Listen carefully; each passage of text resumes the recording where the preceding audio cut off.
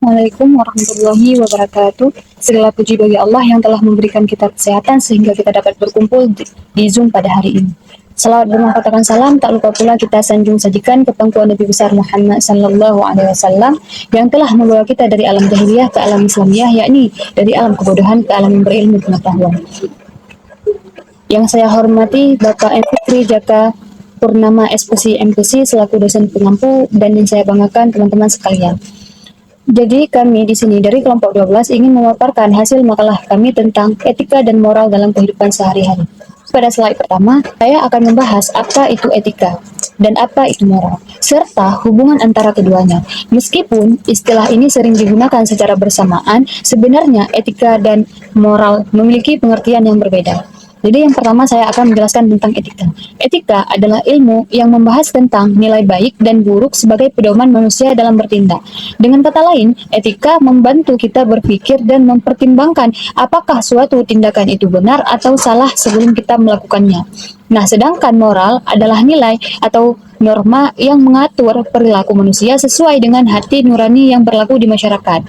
Jadi, moral lebih terlihat dari tindakan nyata seseorang dalam kehidupan sehari-hari. Agar lebih mudah dipahami, saya akan memberikan contohnya. Misalnya, saat kita menemukan dompet yang terjatuh di jalan, dari sisi etika, kita berpikir bahwa mengambil dompet tersebut untuk kepentingan pribadi adalah tindakan yang tidak baik. Sedangkan mengembalikannya kepada pemilik adalah tindakan yang benar. Kemudian, dari sisi moral, kita benar-benar mengembalikan dompet tersebut karena menerapkan nilai kejujuran dan tanggung jawab yang diajarkan oleh keluarga, sekolah, maupun di masyarakat. Dari contoh tersebut, kita bisa memahami bahwa etika menjadi dasar dalam berpikir dan menemukan mana yang baik dan mana yang buruk. Sedangkan moral merupakan penerapan dari nilai-nilai tersebut dalam kehidupan sehari-hari. Jadi dapat kita simpulkan bahwa etika dan moral saling berkaitan. Etika memberikan pedoman atau dasar pemikiran, sementara moral menunjukkan bagaimana pedoman tersebut diterapkan dalam perilaku kita sehari-hari. Baik, pada slide ini saya akan membahas tentang perbedaan etika dan moral. Meskipun kedua istilah ini sering dianggap sama, sebenarnya keduanya memiliki perbedaan. Yang pertama ada etika. Etika ini bersifat teoritis, artinya ketika membahas prinsip atau pedoman untuk menentukan apakah suatu tindakan itu baik atau buruk. Etika juga didasarkan pada pemikiran filosofis, sehingga lebih menekankan pada proses berpikir dan pertimbangan sebelum seseorang bertindak. Dengan kata lain, etika membantu kita memahami mengapa suatu tindakan itu dianggap benar atau salah. Nah, sedangkan moral bersifat praktis. Moral terlihat dari perilaku nyata seseorang dalam kehidupan sehari-hari. Moral didasarkan pada norma atau aturan yang berlaku di masyarakat, sehingga lebih menekankan pada bagaimana seseorang menerapkan nilai-nilai tersebut dalam tindakannya. Misalnya, kita mengetahui bahwa berkata jujur itu adalah hal yang baik. Pengetahuan bahwa kejujuran itu penting merupakan bagian dari etika. Sedangkan ketika kita benar-benar berkata jujur, misalnya mengembalikan barang yang bukan milik kita atau hak kita, dan mengakui kesalahan kita sendiri, itu merupakan contoh moral karena sudah diwujudkan dalam tindakan. Jadi dapat kita disimpulkan bahwa etika ini memberikan pedoman dalam berpikir dan menentukan nilai baik atau buruk, sedangkan moral merupakan penerapan nilai tersebut dalam perilaku sehari-hari. Keduanya saling berkaitan karena etika menjadi dasar seseorang dalam mengambil keputusan, sedangkan moral terlihat melalui tindakan yang dilakukan. Baik, cukup sekian dari saya. Selanjutnya akan dilanjutkan oleh pemateri selanjutnya. Nah, pada slide ini kita akan membahas tentang etika dan juga moral berdasarkan Pancasila. Selain menjadi dasar negara, Pancasila juga menjadi pedoman bagi masyarakat Indonesia dalam bersikap dan juga berperilaku. Nilai-nilai yang terdapat di dalam setiap sila itu menjadi dasar untuk membentuk karakter yang baik dalam kehidupan sehari-hari. Yang pertama itu ada ketuhanan, yang dimana mengajarkan kita untuk terus beriman kepada Tuhan Yang Maha Esa, serta menghormati kebebasan setiap orang dalam menjalankan ibadah sesuai agamanya. Dengan begitu, kerukunan antara umat beragama dapat terus terjaga. Nah, yang kedua itu ada kemanusiaan, yang dimana ini adalah untuk menghargai martabat setiap manusia, bersikap sopan, saling membantu, dan tidak membeda-bedakan orang lain berdasarkan suku, agama, maupun latar belakang. Yang ketiga itu ada nilai persatuan yang mengajarkan pentingnya menjaga kebersamaan dan juga persatuan di tengah keberagaman yang dimiliki bangsa Indonesia. Nah, setiap sikap menghormati itu dia bekerja sama sikap saling menghormati dan bekerja sama itu merupakan bentuk dari penerapan nilai ini, teman-teman. Nah, yang selanjutnya itu ada kerakyatan, yang dimana dia ini mengajarkan kita bahwa setiap persoalan itu sebaiknya itu diselesaikan melalui musyawarah. Setiap orang itu pasti memiliki hak untuk menyampaikan pendapat sekaligus menghargai keputusan yang telah disepakati bersama. Dan yang terakhir itu ada keadilan sosial, yang dimana dia ini mengajarkan kita itu untuk saling bersikap adil, menghormati hak orang lain, dan melaksanakan kewajiban dengan penuh tanggung jawab, sehingga terciptanya kehidupan yang harmonis. Nah, teman-teman, dari nilai-nilai dalam Pancasila ini itu bisa menjadi pedoman etika dan juga moral bagi seluruh masyarakat Indonesia, yang dimana jika diterapkan dalam kehidupan sehari-hari, nilai-nilai tersebut akan membentuk pribadi yang bertanggung jawab, saling menghargai, dan juga mampu hidup rukun dalam keberagaman. Selanjutnya, pentingnya etika dan moral dalam kehidupan berbangsa dan bernegara. Etika dan moral menjadi pedoman bagi setiap individu untuk berperilaku dan bertindak agar sesuai dengan nilai-nilai yang berlaku di masyarakat. Yang pertama, menjaga persatuan bangsa. Artinya, kita harus saling menghormati dan menghargai meskipun berbeda suku, agama, dan budaya. Contohnya, ketika kita memiliki teman yang berbeda agama, kita harus saling menghormati dan tidak menjelekkan keyakinan satu sama lain. Dengan begitu, hubungan antar individu akan tetap rukun. Nah, yang kedua, membentuk karakter warga negara yang bertanggung jawab. Orang yang memiliki etika dan moral akan menjalankan kewajibannya dengan baik. Sebagai mahasiswa, kita datang kuliah tepat waktu, tidak mencontek saat ujian, mengerjakan tugas kita sendiri, dan mengikuti peraturan yang ada di universitas. Ketiga, mencegah perilaku menyimpang seperti korupsi dan intoleran. Seseorang yang memiliki moral dan etika yang baik, maka ia akan selalu berpikir sebelum melakukan tindakan apapun, seperti seorang pegawai yang tidak pernah menggunakan uang kantor untuk kepentingan pribadinya. Kemudian, ada juga seseorang yang tidak pernah menyebarkan gosip ataupun ujaran kebencian untuk orang lain. Nah, yang terakhir, menciptakan kehidupan yang adil, damai, dan harmonis. Jika seseorang saling menghormati, menghargai, jujur, dan bertanggung jawab, maka kehidupan bermasyarakat akan menjadi lebih nyaman ketika terjadi perbedaan pendapat saat musyawarah berlangsung. Nah, setiap orang akan menyampaikan pendapat dengan baik, jujur, kemudian tidak saling membentak, dan menghargai pendapat masing-masing. Jadi, dapat disimpulkan bahwa etika dan moral tidak hanya penting bagi diri kita sendiri, tetapi juga menjadi dasar terciptanya kehidupan bermasyarakat yang aman, nyaman, dan sejahtera. Slide selanjutnya yakni nilai moral dalam setiap sila Pancasila. Pancasila bukan hanya dasar negara, tetapi juga pedoman dalam berperilaku. Setiap sila mengandung nilai moral yang dapat diterapkan dalam kehidupan sehari-hari. Sila pertama itu ada ketuhanan yang Maha Esa. Sila pertama mengajarkan kita untuk beriman kepada Tuhan sesuai agama masing-masing, serta menghormati perbedaan keyakinan. Nilai moral adalah toleransi, saling menghormati, dan hidup rukun antar umat beragama. Nah, sila kedua yakninya kemanusiaan yang adil dan beradab. Sila kedua mengajarkan kita agar memperlakukan semua orang dengan adil dan penuh rasa kemanusiaan. Kita harus menghargai hak orang lain, saling membantu, dan tidak melakukan diskriminasi atau perundungan. Sila ketiga yakninya persatuan Indonesia. Sila ketiga menanamkan rasa cinta tanah air dan pentingnya menjaga persatuan di tengah keberagaman suku, agama, dan budaya. Perbedaan harus menjadi kekuatan, bukan penyebab perpecahan. Sila keempat itu ada kerakyatan yang dipimpin oleh hikmat kebijaksanaan dalam permusyawaratan perwakilan. Oke, sila keempat itu mengajarkan kita bahwa setiap keputusan sebaiknya diambil melalui musyawarah. Kita harus menghargai pendapat orang lain, tidak memaksakan kehendak, dan mengutamakan kepentingan bersama. Sila terakhir yakninya sila kelima adalah keadilan sosial bagi seluruh rakyat Indonesia. Sila kelima itu mengajarkan kita pentingnya bersikap adil kepada semua orang. Nilai moralnya adalah kejujuran, tanggung jawab, kepedulian sosial, dan menghargai hak serta kewajiban setiap orang. Nilai moral dalam setiap sila Pancasila mengajarkan kita untuk menjadi pribadi yang beriman, menghargai sesama, menjaga persatuan, dan mengutamakan musyawarah dan bersikap adil. Dengan menerapkan nilai-nilai tersebut dalam kehidupan sehari-hari, kita dapat menciptakan lingkungan yang harmonis dan masyarakat yang lebih baik. Selanjutnya, ada faktor-faktor yang mempengaruhi etika dan moral. Etika dan moral merupakan pedoman yang mengatur perilaku seseorang dalam kehidupan bermasyarakat.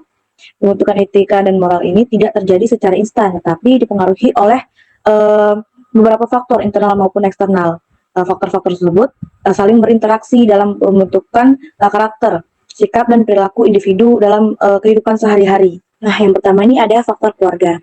Keluarga adalah tempat pertama seseorang belajar tentang etika dan moral. Anak meniru perilaku orang tua dalam kehidupan sehari-hari. Jika orang tua mengajarkan kejujuran, sopan santun, disiplin, dan tanggung jawab, maka anak ini akan lebih mudah memiliki karakter yang baik. Sebaliknya, jika lingkungan keluarga kurang memberikan contoh yang baik, perkembangan etika dan moral ini juga dapat terganggu. Yang kedua ini ada faktor pendidikan. Sekolah membantu membentuk etika dan moral melalui pembelajaran, aturan sekolah, serta contoh yang diberikan oleh guru. Selain memperoleh ilmu pengetahuan, siswa ini juga belajar menghargai orang lain, bekerja sama, disiplin, bertanggung jawab, dan menaati peraturan. Oleh karena itu, pendidikan ini memiliki peran penting dalam pembentukan karakter peserta didiknya. Selanjutnya yang ketiga ada faktor lingkungan sosial. Lingkungan tempat seseorang bergaul sangat mempengaruhi perilakunya, seperti teman, tangga, dan masyarakat, dan memberikan pengaruh positif maupun negatif nih. Jika seseorang berada di lingkungan yang saling menghormati dan peduli, maka ia cenderung memiliki etika dan moral yang baik. Sebaliknya, jika lingkungan yang buruk dapat mendorong seseorang yang melakukan perilaku yang menyimpang seperti itu. Selanjutnya yang keempat ada faktor agama dan kepercayaan. Agama mengajarkan nilai-nilai kebaikan seperti kejujuran, kasih sayang, tanggung jawab, dan menghormati sesama. Seorang yang memahami dan mengamalkan ajaran agamanya dengan baik biasanya memiliki pedoman yang kuat dalam membedakan mana yang benar dan mana yang salah. Seperti tidak berbohong karena agama itu mengajarkan kejujuran. Kemudian menghormati orang tua karena merupakan ajaran agama. Jadi tidak boleh membantah. Dan yang terakhir tuh seperti menjaga perkataan agar tidak menyakiti perasaan orang lain seperti itu. Nah, selanjutnya yang kelima ada faktor budaya dan adat istiadat. Jadi setiap daerah memiliki budaya dan adat yang mengajarkan tata krama, sopan santun, serta cara berinteraksi dengan orang lain. Melalui budaya tersebut, seorang belajar menghormati orang yang lebih tua, menghargai perbedaan, dan menjaga hubungan baik dengan masyarakat. Yang keenam, ini ada faktor media massa dan teknologi. Media sosial, internet, televisi, dan berbagai media lainnya ini dapat memberikan informasi dan pengetahuan yang bermanfaat. Namun, jika digunakan tanpa bijak, media juga dapat membawa pengaruh negatif, seperti penyebaran hoaks, cyberbullying, atau meniru perilaku yang tidak baik. Karena itu, setiap orang tuh perlu memiliki literasi digital dan menggunakan teknologi secara bertanggung jawab. Nah, selanjutnya yang terakhir ada faktor pengalaman pribadi. Jadi pengalaman hidup membantu seseorang belajar dari keberhasilan maupun kesalahan yang pernah dialami. Dan pengalaman tersebut, seorang dapat memahami nih akibat dari setiap tindakan, menjadi lebih bijaksana, memiliki empati, dan lebih bertanggung jawab dalam mengambil keputusan. Selanjutnya, upaya menumbuhkan etika dan moral. Adapun beberapa upaya yang dapat dilakukan untuk menumbuhkan etika dan moral adalah sebagai berikut. Yang pertama, menanamkan nilai moral sejak dini dalam keluarga. Penanaman etika dan moral sebaiknya dimulai sejak anak masih kecil. Orang tua perlu memberikan contoh perilaku yang baik, seperti berkata jujur, bersikap sopan, disiplin, menghormati orang lain, serta bertanggung jawab. Nah, kebiasaan baik ini yang diajarkan sejak dini akan membentuk karakter anak hingga dewasa. Yang kedua, mengoptimalkan peran pendidikan di sekolah. Jadi, sekolah tidak hanya mengajarkan ilmu pengetahuan saja, tetapi juga membentuk karakter siswa. Guru dapat menanamkan nilai kejujuran, disiplin, tanggung jawab, kerjasama, dan toleransi melalui pembelajaran maupun kegiatan sekolah. Nah, keteladanan guru juga sangat penting karena siswa cenderung meniru perilaku gurunya. Selanjutnya, yang ketiga, meningkatkan pemahaman dan pengamalan nilai agama. Dengan memahami dan menjalankan ajaran agama dapat membantu seorang yang memiliki pengendalian diri yang baik. Nilai-nilai agama mengajarkan kejujuran, kasih sayang, tanggung jawab, serta menghormati sama sehingga menjadi dasar dalam membentuk etika dan moral yang baik. Yang keempat, menciptakan lingkungan sosial yang positif. Jika lingkungan yang penuh dengan sikap saling menghormati, gotong royong, toleransi, dan dan kepedulian akan mendorong seseorang untuk berperilaku baik. Karena itu, keluarga, sekolah, dan masyarakat perlu bekerja sama menciptakan lingkungan yang mendukung perkembangan etika dan moral. Yang kelima, menggunakan media digital secara bijaksana. Jadi, media digitalnya harus digunakan secara bertanggung jawab. Sebelum membagikan informasi, seseorang perlu memastikan nih kebenarannya, menghindari penyebaran hoaks, tidak melakukan cyberbullying, itu menjaga sopan santun saat berkomunikasi di media sosial, dan menghargai privasi orang lain. Keenam, membiasakan perilaku positif dalam kehidupan sehari-hari. Jika etika dan moral akan ditumbuh melalui kebiasaan yang dilakukan secara terus-menerus, misalnya berkata jujur, menepati janji, disiplin, menghormati orang lain, menaati aturan, menjaga kebersihan, dan bertanggung jawab atas setiap tindakan. Nah, kebiasaan ini tersebut lama-lama akan menjadi bagian dari karakter seseorang. Yang terakhir, ada yang memberikan pendidikan karakter secara berkelanjutan. Jadi pembentukan etika dan moral ini harus dilakukan secara terus-menerus, bukan hanya di sekolah saja, tetapi juga di rumah dan masyarakat. Jika keluarga, sekolah, dan lingkungan bekerja sama menanamkan nilai-nilai seperti integritas, kepedulian, gotong royong, dan tanggung jawab, maka seseorang akan lebih mudah nih tumbuh menjadi pribadi yang berkarakter baik. Baik, selanjutnya saya akan menjelaskan tentang penerapan etika moral di sekolah. Kalau kita berbicara tentang etika moral, sebenarnya ini bukan hanya soal mengetahui mana yang benar dan mana yang salah, tetapi juga bagaimana kita menerapkan nilai-nilai tersebut dalam kehidupan sehari-hari, baik di lingkungan sekolah maupun di luar sekolah. Nah, yang pertama adalah disiplin. Disiplin menjadi dasar dari setiap tanggung jawab yang kita miliki sebagai pelajar. Misalnya, datang tepat waktu, mengerjakan tugas sesuai deadline, dan mematuhi aturan sekolah. Hal-hal sederhana seperti ini menunjukkan bahwa kita menghargai waktu dan komitmen. Selanjutnya ada kejujuran. Kejujuran sangat penting karena menjadi fondasi kepercayaan. Contohnya, ketika mengerjakan ujian atau tugas, kita mengandalkan kemampuan sendiri, bukan menyontek atau melakukan kecurangan. Dengan begitu, hasil yang kita peroleh benar-benar mencerminkan usaha kita. Kemudian, menghormati guru dan teman. Di sekolah, kita berinteraksi dengan banyak orang yang memiliki karakter dan latar belakang yang berbeda. Sikap saling menghormati seperti berbicara dengan sopan, mendengarkan saat orang lain berbicara, dan menghargai pendapat teman akan menciptakan lingkungan belajar yang nyaman dan kondusif. Berikutnya adalah gotong royong di masyarakat. Nilai ini mengajarkan bahwa manusia adalah makhluk sosial yang tidak bisa hidup sendiri. Kebiasaan bekerja sama, baik dalam kegiatan sekolah maupun di lingkungan masyarakat, akan menumbuhkan rasa peduli dan tanggung jawab terhadap sesama. Lalu ada menghargai perbedaan. Di sekolah, kita bertemu dengan teman yang memiliki suku, agama, budaya, maupun cara berpikir yang berbeda.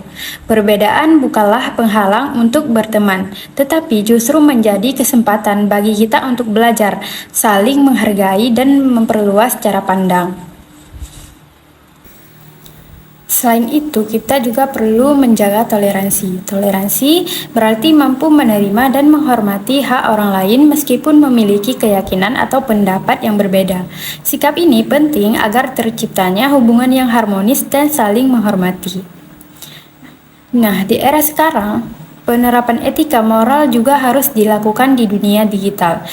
Aktivitas kita di media sosial mencerminkan karakter kita di dunia nyata. Karena itu, kita harus menggunakan teknologi secara bijak dan bertanggung jawab.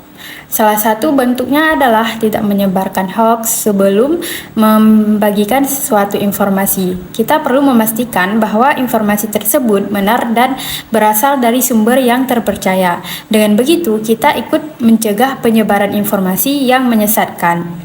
Kemudian, berkomunikasi dengan sopan, baik secara langsung maupun melalui media sosial. Walaupun hanya lewat chat atau komentar, kita tetap harus menjaga etika dalam berbicara agar tidak menyinggung atau menyakiti orang lain. Nah, terakhir adalah menghormati privasi orang lain. Misalnya, tidak menyebarkan foto, video, atau informasi pribadi seseorang tanpa izin. Sikap ini menunjukkan bahwa kita menghargai hak dan martabat orang lain. Nah, baik, presentasi selanjutnya akan dilanjutkan oleh teman saya.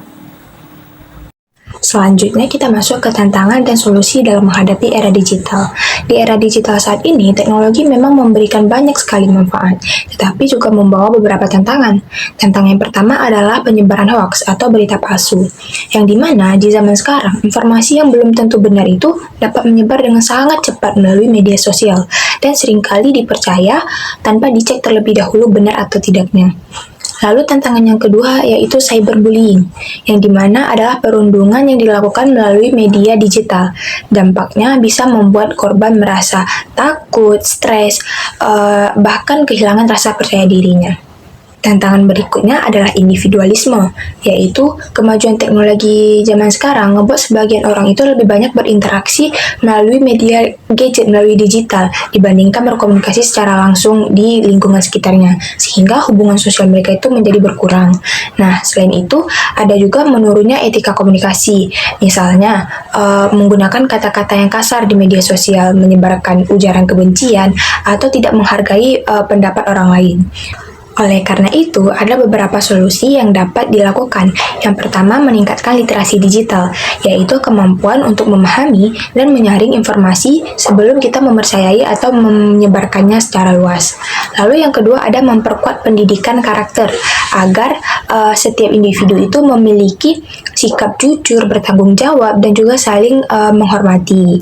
Lalu yang ketiga, mengendalikan penggunaan media sosial, sehingga teknologi dilakukan secara seimbang, tidak berlebihan. Dan yang terakhir, menggunakan teknologi secara bertanggung jawab, dengan tetap menjaga etika, menghormati orang lain, serta memanfaatkan teknologi untuk hal-hal yang penting saja. Sebagai penutup, dapat disimpulkan bahwasanya etika dan moral itu merupakan dasar yang sangat penting dalam kehidupan bermasyarakat, berbangsa, dan juga bernegara. Nah, nilai-nilai Pancasila menjadi pedoman dasar untuk membentuk karakter yang baik, sehingga sikap individu itu mampu bersikap jujur, bertanggung jawab, dan saling menghargai. Lalu, penerapan etika dan moral itu juga harus dimulai dari lingkungan terdekat, yaitu dari diri sendiri, keluarga, sekolah, hingga masyarakat. Di era digital seperti sekarang, kita dituntut untuk mampu memanfaatkan teknologi secara bijak tanpa meninggalkan nilai-nilai moral. Nah, dengan begitu, kemajuan teknologi dapat memberikan manfaat yang besar tanpa mengurangi sikap saling menghormati dan rasa tanggung jawab sebagai warga negara. Sekian presentasi dari kami. Apabila ada kekurangan, kami mohon maaf. Wassalamualaikum warahmatullahi wabarakatuh.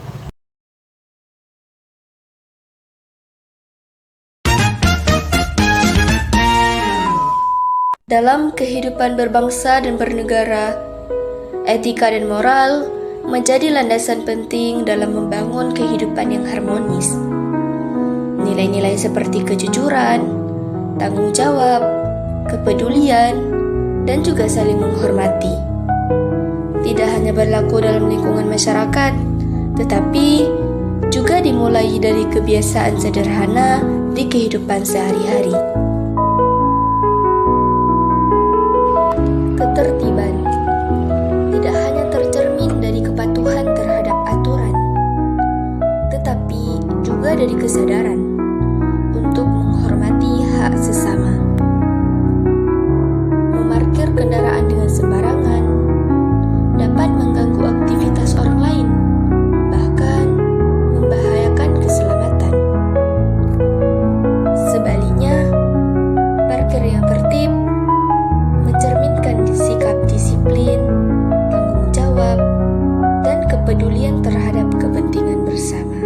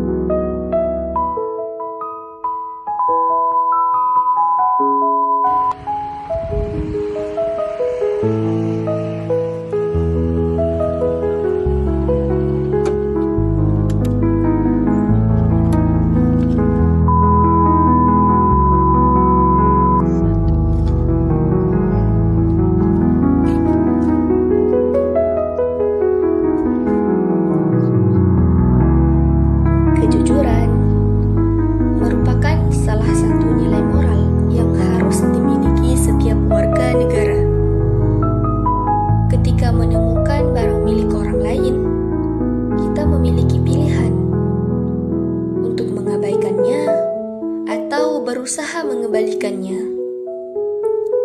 Tindakan sederhana tersebut menunjukkan rasa tanggung jawab, kepedulian, dan integritas dalam kehidupan bermasyarakat.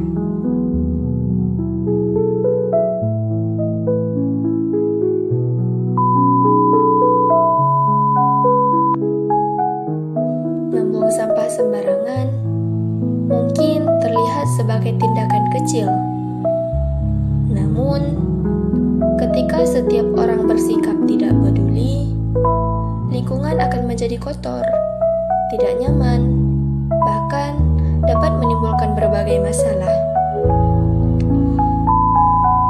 Sebaliknya, membuang sampah pada tempatnya merupakan bentuk kepedulian terhadap lingkungan dan penghargaan terhadap hak orang lain untuk menikmati lingkungan yang bersih. Etika dan moral bukan hanya sekedar teori yang dipelajari di ruang kelas.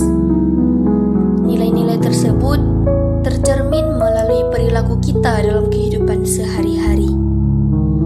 Menjaga kebersihan, menghormati hak orang lain, bersikap jujur, dan bertanggung jawab